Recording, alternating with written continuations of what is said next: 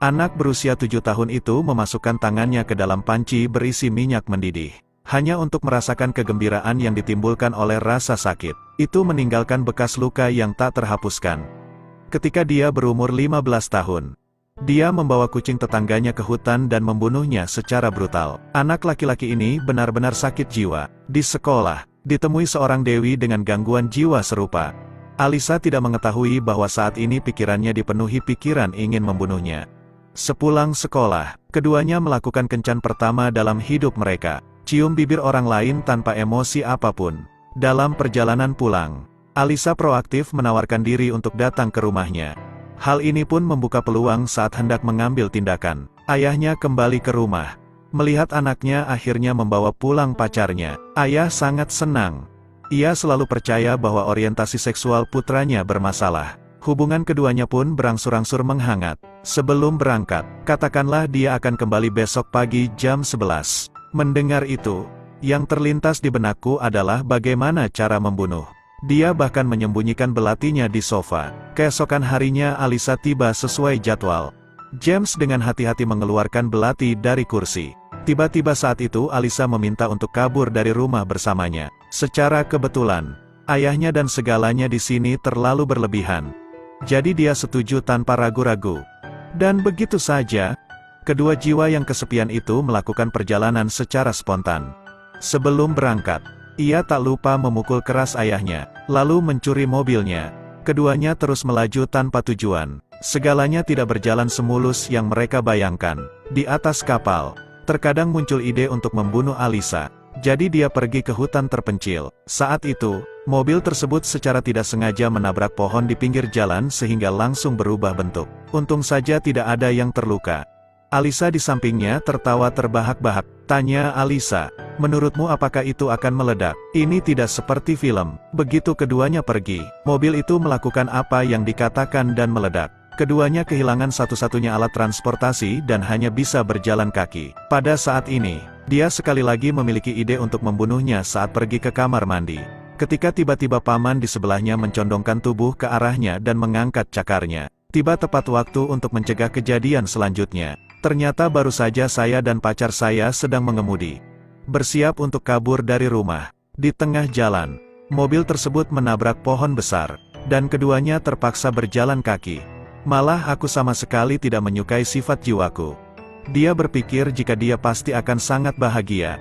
Itu sebabnya dia selalu menganggapnya mangsanya. Tapi sekarang bukan waktunya. Mobil itu mengalami kecelakaan dan polisi akan segera datang untuk menyelidikinya. Keduanya pergi ke pinggir jalan dan hendak menghentikan mobil. Beruntungnya, seorang paman bersedia berhenti dan memberi mereka tumpangan. Alisa tidak menyukai orang ini. Penampilannya tampak menunjukkan secerca rasa terima kasih. Mereka sampai di restoran. Sang paman dengan antusias mengambil foto keluarga dan memperkenalkannya. Hyem hendak ke kamar mandi. Pamannya pun menyusul. Inilah adegan aneh di awal video. Alisa mengancam akan memberitahu keluarga pamannya tentang kebiasaan buruknya. Setelah menipu semua yang dimilikinya, keduanya menemukan sebuah hotel. Alisa tiba-tiba merasa sedih dan bersembunyi di kamar mandi sambil menangis sendirian.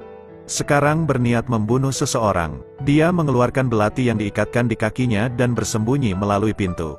Toilet berbunyi dan saya segera duduk kembali di tempat tidur seolah-olah tidak terjadi apa-apa. Alisa secara proaktif meminta untuk memeluknya. Jadi dia berjinjit dan memeluknya dari belakang. Alisa tidak menyangka kalau orang yang dicintainya hanya ingin membunuhnya. Saat ini, sepertinya dia merasakan perasaan yang datang dari Alisa lagi. Keesokan harinya keduanya pergi ke sebuah villa yang ditinggalkan. Setelah bertahun-tahun mengamati, Alisa yakin rumah ini kosong, maka ia mengambil batu tersebut dan tanpa ragu memecahkan jendela. Bersamaan dengan dia masuk ke dalam dan menempelkan permen karet di foto pemilik rumah. Keduanya bertindak nekat saat meminum wine mahal di villa. Usai makan, mereka langsung menceburkan diri ke kolam renang dan minum hingga mabuk. Mereka merasakan kehidupan kebebasan yang belum pernah mereka alami sebelumnya. Tapi mereka tidak pernah memikirkannya. Malamnya pemilik rumah kembali ke rumah. Hampir ada harga mahal yang harus dibayar untuk hal ini. Gadis ini marah pada pacarnya karena membawa pulang pria asing. Saya meninggalkan pacar saya dan naik ke atas untuk bermain sendirian. Berniat membunuh pacarnya karena dalam hatinya dia sama sekali tidak menyukainya. Dia pikir membunuh itu menyenangkan. Namun kenyataannya, tidak terjadi apa-apa pada pria di atas itu. Dia hanya ingin membuatnya marah. Saat dia naik ke atas, dia sudah tertidur. Begitu saja, dia diam-diam berbaring di tanah dan tidur bersama. Tapi dia tidak menyangka pemilik rumah akan pulang saat ini. Pasalnya, dua orang menyelinap ke dalam villa untuk bermain di siang hari. Tanpa diduga, tindakan ini akan menimbulkan tragedi yang tidak dapat diperbaiki. Melihat rumahnya yang berantakan, pemilik rumah langsung menyadari ada pencuri yang masuk ke dalam rumahnya. Jadi dia dengan hati-hati berjalan ke atas. Saat lampu dinyalakan, panik melihat kemunculan tiba-tiba pemilik rumah. Melihat gadis muda cantik yang terbaring di tempat tidur, pemilik rumah tiba-tiba menjadi terangsang oleh nafsu. Namun saat itu saya merasa putus asa dan tidak berdaya. Sebuah belati menusuk leher pemilik rumah dan pemilik rumah terbunuh. Tapi selalu ingin merasakan pembunuhan dan menjadi penakut. Keduanya kemudian meniru adegan di film tersebut. Membersihkan adegan tersebut, kemudian mereka membakar semua barang bukti yang mungkin tersisa. Dua orang berjalan dari senja hingga fajar, tapi berpikir mereka harus mengubah penampilan mereka. Jadi, CCO mengubah gaya rambutnya dan mengecat rambutnya sementara Dream memotong rambutnya. Kemudian mereka berganti dengan kemeja bermotif bunga yang lama. Tapi kemudian Alisa bertanya mengapa dia membawa belati. Khawatir itu adalah hadiah dari ayahnya. Karena saat ini dia tidak berani mengaku menggunakannya untuk membunuh Alisa. Namun yang jelas Alisa tidak akan percaya dengan jawaban seperti itu. Jadi dia menggunakan alasan itu untuk pergi ke kamar mandi dan keluar melalui pintu belakang. Dia menunggu lebih dari 1 jam. Dengan bodohnya menyadari bahwa dia telah pergi, keduanya terus berjalan ke depan tanpa tujuan. Pada saat ini hatinya akhirnya mengerti bahwa dia sedang jatuh cinta. Pikirannya tidak bisa tidak memikirkan wanita itu. Pacarnya yang dianiaya. Pria yang menikam leher pria jahat itu dengan pisau. Namun keesokan harinya pacarnya meninggalkannya. Untuk melampiaskan semua emosiku, aku membayar dari kantongku sendiri. Dia menemukan beberapa preman jalanan sehingga mereka bisa memukulinya dengan kejam. Kemudian ia pergi ke kantor polisi untuk menyerahkan diri. Namun begitu sampai di sana ia langsung menyesalinya. Jadi dia menyelinap keluar saat polisi mendaftarkan namanya. Di sisi lain tidak punya uang. Dia ketahuan mencuri sesuatu dari supermarket. Namun saat pria gendut itu hendak menelepon polisi, dia menerima telepon dari rekannya. Di ujung lain telepon, ada seorang gadis berusia 5 tahun yang tersesat. Dia tidak punya pilihan selain membantu menemukan gadis kecil itu terlebih dahulu. Jadi saya mengambil kesempatan itu untuk menyelinap keluar. Tapi dia belum pergi jauh ketika dia bertemu gadis kecil itu. Saya tidak punya pilihan selain melakukan sesuatu yang baik dan membawanya kembali. Melihat wajah gadis baik hati itu, pria gendut itu memutuskan untuk memaafkannya. Sebelum berangkat, dia tidak lupa memberinya sekotak kue.